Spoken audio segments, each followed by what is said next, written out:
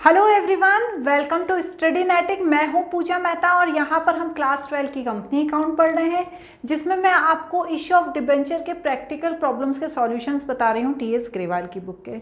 अभी तक हम बहुत सारे क्वेश्चंस कर रहे हैं। आज जो क्वेश्चन करने वाले हैं वो क्वेश्चन नंबर 29 से हैं। कोलेटरल सिक्योरिटी के क्वेश्चंस हैं। कोलेटरल सिक्योरिटी क्या होती है, इसका मैं एक डिटेल वीडियो बना चुकी हूँ, जिसे आप मेरी प्लेलिस्ट में जाकर देख सकते हैं। इससे पहले के सारे क्वेश्चंस भी मेरी प्लेलिस्ट में डले हुए हैं, तो वहाँ जाकर आप देख सकते हैं। क्वेश्चंस को स्टार्ट करने से पहले चैनल को सब्सक्राइब ज़रूर कर देना। देखिए क्या है, आप सब्सक्राइब करते हैं तो मुझे मोटिवेशन मिलता है कि हाँ, बच्चे मेरे पढ़ाने से पढ़ रहे हैं, उन्हें चीज़ें समझ में आ रही हैं। यदि किसी तरह की कोई भी दिक्कत होती है तो आप मुझसे कमेंट बॉक्स में पूछ सकते हैं, मैं डेफिनेटली उसका रिप्लाई करूँगी।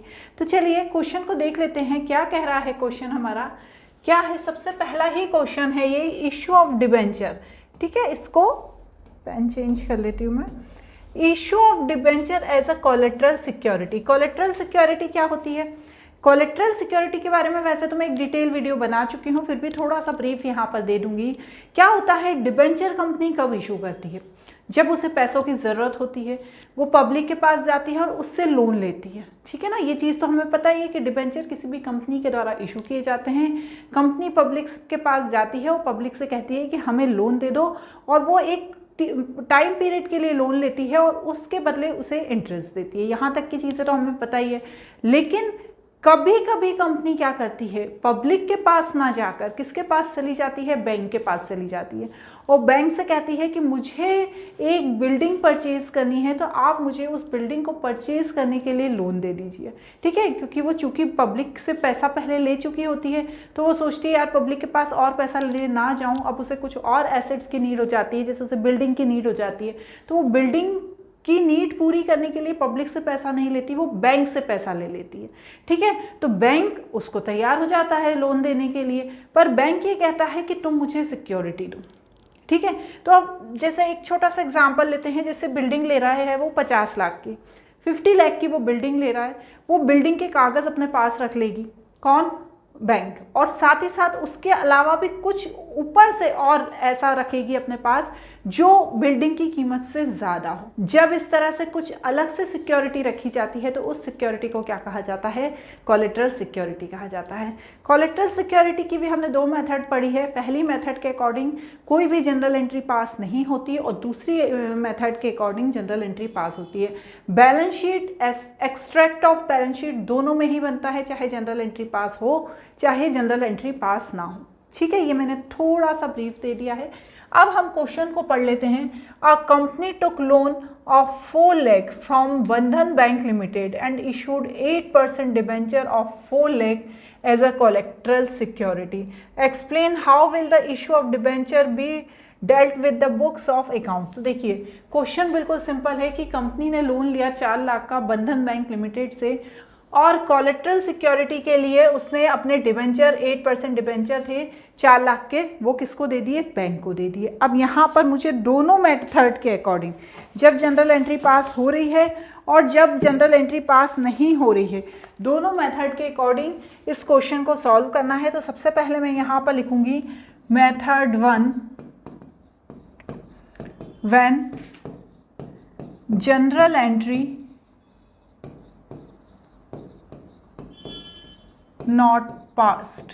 ठीक है, ये एक बार बच्चों बनाऊंगी क्योंकि 3-4 क्वेश्चन है इसी तरह के, सेम वही चीज़ें सारी इन क्वेश्चंस में लिखनी है।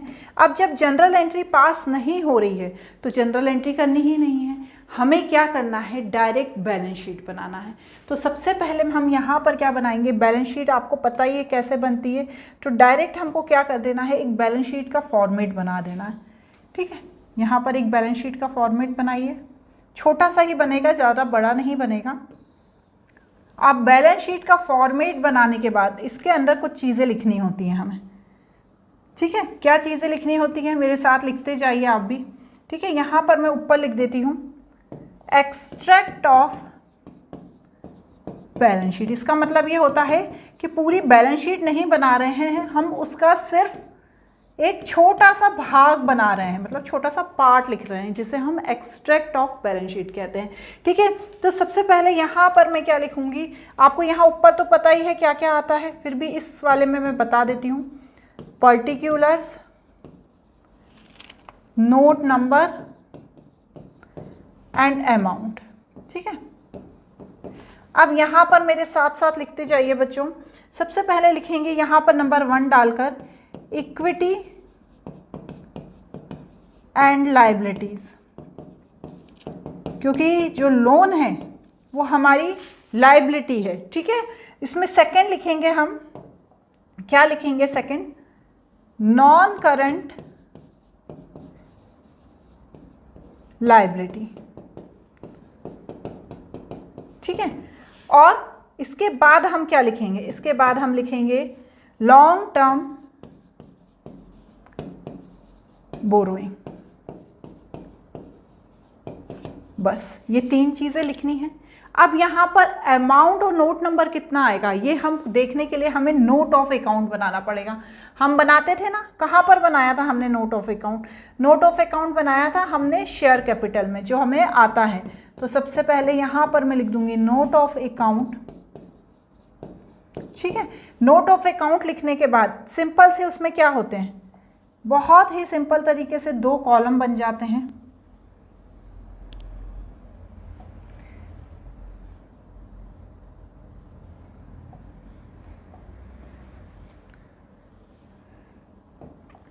ऐसे 2 कॉलम बनाइए,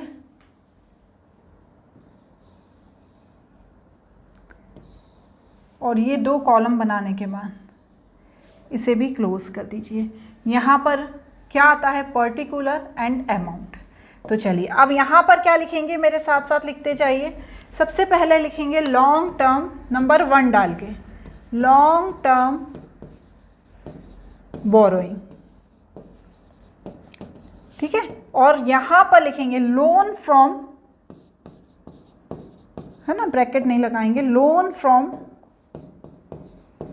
बंधन बैंक।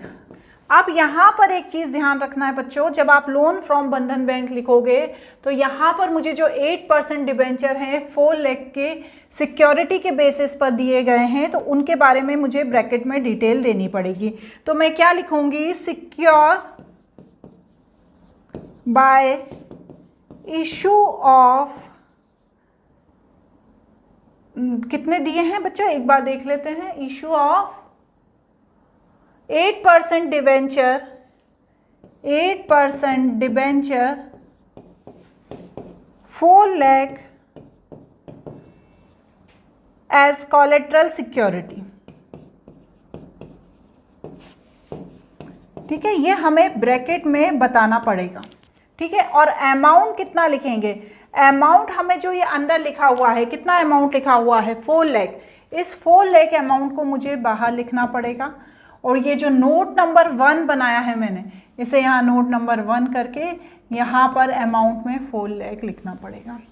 तो ये क्या हो गया? ये मेरा हो गया जब हम जनरल एंट्री पास नहीं कर रहे हैं। क्या नहीं कर रहे हैं? हम जनरल एंट्री पास नहीं कर रहे हैं। उस स्थिति में मुझे इस तरह से बैलेंस शीट बनानी होगी। अब जो सेकंड कंडीशन आएगी, सेकंड कंडीशन क्या होगी? जो मेथड सेकंड होगी, ये मेथड 1 थी, अब मेथड 2 करेंगे। तो मेथड 2 क्या कहेगी? ध्यान से समझिएगा, पहला क्वेश्चन ध्यान से समझ लेंगे ना तो आपको आगे दिक्कत नहीं होगी। मेथड 2 ये कह रही है व्हेन जर्नल एंट्री पास्ड। अब जब जनरल एंट्री पास्ड होगी तो बैलेंस शीट तो तब भी बनेगी, लेकिन पहले जनरल एंट्री करनी पड़ेगी। तो सबसे पहले जब आप बैंक के पास गए लोन लेने, तो जब बैंक से लोन लिया तो सिंपल बैंक से लोन लेने की, कितने का लोन लिया है? 4 लाख का। तो सिंपल बैंक से लोन लेने की एंट्री कर देंगे जब हमें जनरल एंट्री पास करनी है। तो बैंक से लोन लेने की हमारी क्या एंट्री होगी? Bank account debit. ठीक है, यदि आप चाहते हैं तो मैं इसे प्रॉपर अच्छे से पूरा ये फॉर्मेट बना देती हूँ। ये देखिए, ये जनरल एंट्री का है, अपन ने करी है ना पहले जनरल एंट्री। बस, तो पहला क्या हो जाएगा मेरा? एक लाइन और खींच देती हूँ। तो सबसे पहली क्या हो जाएगी? Bank account debit to bank loan. कितने का लोन लिया है? 4 लाख का। तो बस यही 4 लाख मुझे यहाँ लिख देना है। अब सेकंड चीज़ क्या है? ये लोन लिया है मैंने और लोन के बदले मैंने क्या दिए हैं कोलेटरल सिक्योरिटी के, लोन के बदले मैंने दिए हैं डिबेंचर, डिबेंचर दिए हैं मैंने किसको, बैंक को। तो यहाँ पर मुझे जो एंट्री है वो करनी पड़ेगी, डिबेंचर सस्पेंस अकाउंट को डेबिट करना पड़ेगा, क्योंकि अभी डिबेंचर मेरे पास नहीं है, वो बैंक के पास हैं, तो उस बैंक के पास हैं, इसलिए मुझे करना पड़ेगा debenture suspense account debit to 9%, 9% ही है ना कि 8% है, कितना परसेंट है डिबेंचर, देखिए यहाँ पर मैंने 8% लिख दिया है, हमारे डिबेंचर कितने हैं 8% है, यहाँ पर भी 8% ही आएगा, 8% डिबेंचर। यहाँ पर भी क्या अमाउंट आएगा, ये 4 लाख ही अमाउंट आएगा। तो जब हम जनरल एंट्री पास करते हैं तो पहली तो लोन लेने की एंट्री हो गई, ठीक है, bank account debit to bank loan account, ये तो आपको पता ही है। लेकिन जो सेकंड एंट्री होगी वो हमेशा ध्यान रखिएगा डिबेंचर सस्पेंस अकाउंट की होगी, ठीक है ना, किसकी, डिबेंचर सस्पेंस अकाउंट की, और उसके बाद उसे 8% डिबेंचर हमें कर देना है। चलिए, ये जनरल एंट्री होने के बाद क्या होगा, ये जनरल एंट्री होने के बाद यहाँ पर फिर से एक बैलेंस शीट बनाई जाएगी, ठीक है, ध्यान से बनाइएगा। बैलेंस शीट जो होगी ये भी एक तरह का एक्सट्रैक्ट ही होगी, एक्सट्रैक्ट ऑफ बैलेंस शीट, ठीक है। सेम वही चीज लिखेंगे सारी जो अभी हमने ऊपर लिखी थी, एक लाइन बनाएंगे इस तरह से, कॉलम बना लेंगे 3,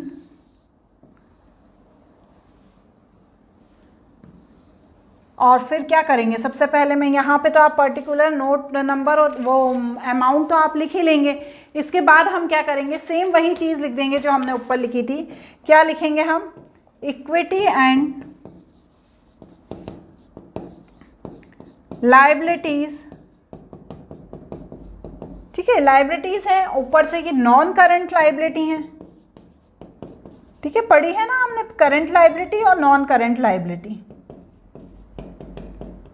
नॉन करंट क्या होती है, जो बहुत टाइम बाद चुकानी होती है, तो वही नॉन करंट है। और लॉन्ग टर्म, इसका मैं पेन चेंज नहीं कर पाई, लॉन्ग टर्म बोरोइंग, ठीक है। और इस पे अभी हम छोड़ के कहाँ चले जाएंगे, नीचे चले जाएंगे और क्या बनाएंगे, नोट ऑफ अकाउंट। तो चलिए नोट ऑफ अकाउंट बनाते हैं। नोट ऑफ अकाउंट कैसे बनाएंगे, उसमें भी मुझे 2 कॉलम बनाने होंगे, तो चलिए 2 कॉलम बना लेते हैं, ठीक है। इसे ध्यान से थोड़ा सा समझिएगा, क्योंकि यहाँ पर थोड़ा सा चेंज हो जाएगा मेथड 1 से। तो चलिए सबसे पहले तो यहाँ पर क्या लिखेंगे, हम सेम वही चीज़ लिख देंगे जो पहले लिखी हुई थी, क्या, लॉन्ग टर्म बोरोइंग। तो लॉन्ग टर्म बोरोइंग, ठीक है। उसके बाद क्या लिखेंगे, लोन फ्रॉम बंधन बैंक,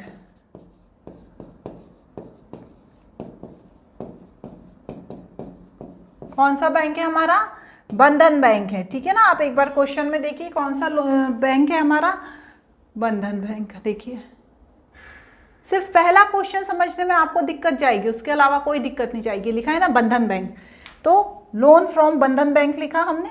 अब जब हम लोन फ्रॉम बंधन बैंक लिखेंगे तो हमें यहाँ पर ब्रैकेट में लिखना पड़ेगा, क्या लिखना पड़ेगा, हमें ब्रैकेट में लिखना पड़ेगा कि सिक्योर्ड बाय इशू, चलिए मेरे साथ लिखिए, सिक्योर्ड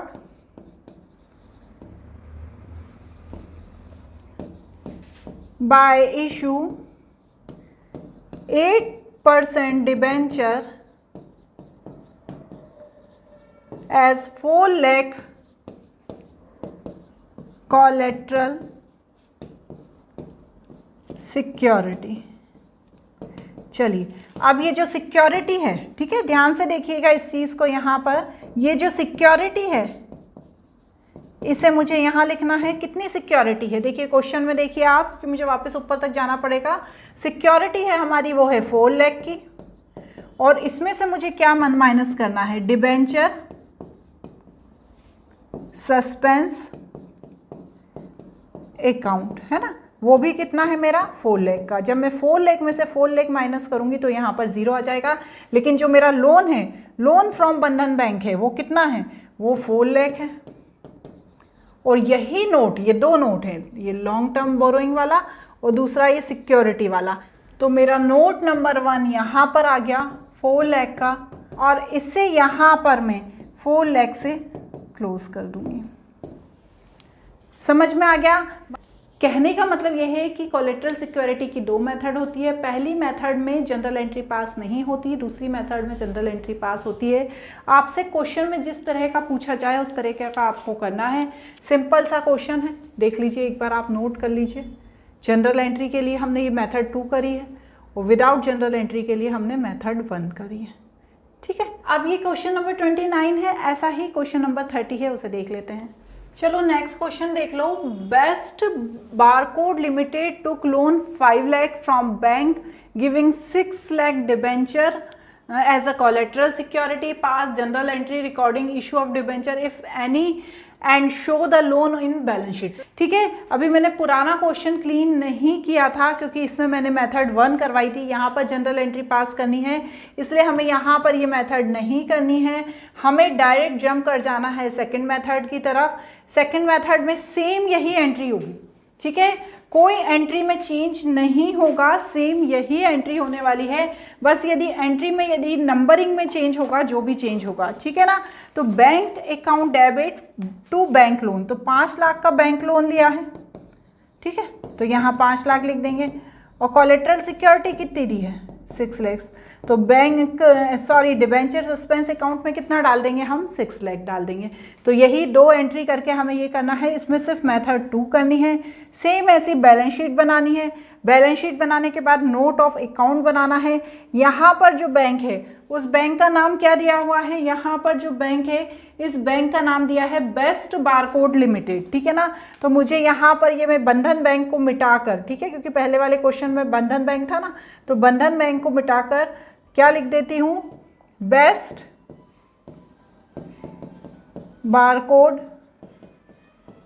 लिमिटेड।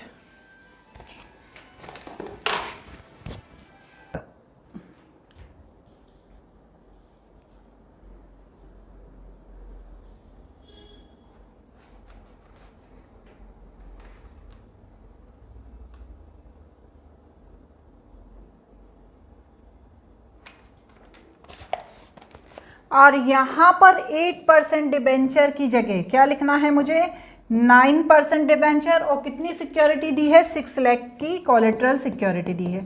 बाकी सारी चीज़ें सेम है। जो सिक्योरिटी है वो 6 लाख की है, तो 6 लाख की सिक्योरिटी में से मैं 6 लाख का डिबेंचर सस्पेंस अकाउंट माइनस कर दूंगी, तो मेरा यहाँ पर नील आ जाएगा। इसके बाद यहाँ पर 5 लाख लोन लिया था, तो मैं यहाँ पर 5 लाख लिख दूंगी, यहाँ पर 5 लाख लिख दूंगी, और यही 5 लाख नोट 1 करके ऊपर लिख दूंगी। ठीक है, सेम वही पैटर्न है। इसके आगे के जो 2 क्वेश्चन है वो भी ऐसे ही हैं। आप बोलेंगे तो मैं आपको वो 2 क्वेश्चन भी बता देती हूँ, उसमें भी सेम वही चीज़ करनी है। पर मेरी इच्छा है कि आप ये 2 क्वेश्चंस खुद करके देखें, क्योंकि ये वीडियो बहुत लेंदी हो जाएगा यदि एक ही चीज़ को मैं बार बार रिपीट करती रही। तो आगे के 2 क्वेश्चंस आपको करने हैं। यदि उनमें कोई डाउट होता है तो आप मुझसे पूछ सकते हैं। अब जो अगला टॉपिक है उसके क्वेश्चन हम हमारे नेक्स्ट वीडियो में करेंगे। आज के लिए इतना ही, बाय बाय।